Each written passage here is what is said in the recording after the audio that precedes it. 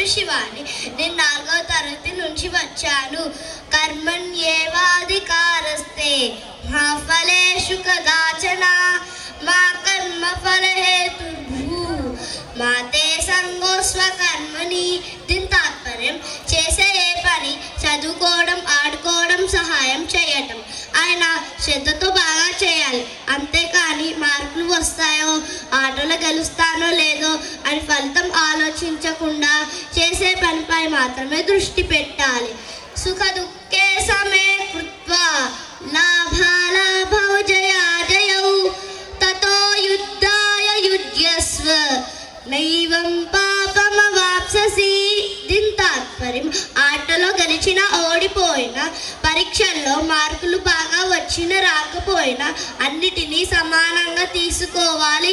అంతేకాని మంచి జరిగితే సంతోషపడడం, బాధ కలిగితే ఏడవడం చేయవద్దు.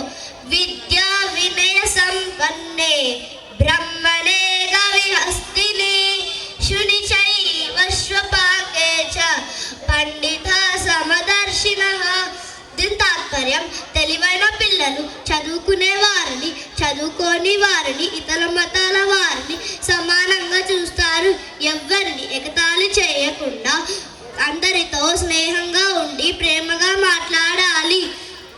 ఉద్ధరేదాత్మనాత్మానం నాత్మానం అవసాదయేత్ ఆత్మైవ హ్యాత్మనో బంధుః ఆత్మైవ రిపురాత్మనః.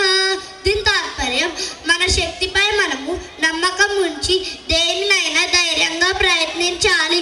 అంతేకాని నాకు రాదు, నేను చేయలేను అని నిరుత్సాహపడకుండా మనల్ని మనమే ప్రోత్సహించుకుంటే మనమే మనకు మంచి స్నేహితులము. పత్రం పుష్పం ఫలం తోయం యో మే భక్త్యా ప్రయచ్చతి తదహం భక్తుపహృతం అశ్నామి ప్రయతాత్మనః. దేవునికి ఖరీదైన బహుమతులు అవసరం లేదు. మనసులోని ప్రేమ ఉంటే అదే పెద్ద కానుక. ఉదాహరణ, అమ్మకి ఒక చిన్న పువ్వు ఇస్తే అమ్మకి ఎంత ఆనందంగా ఉంటుంది కదా. యోన హృష్యతి న ద్వేష్టి న శోచతి న కంక్షతి శుభాశుభ పరిత్యాగి భక్తిమాన్యః సమే ప్రియః.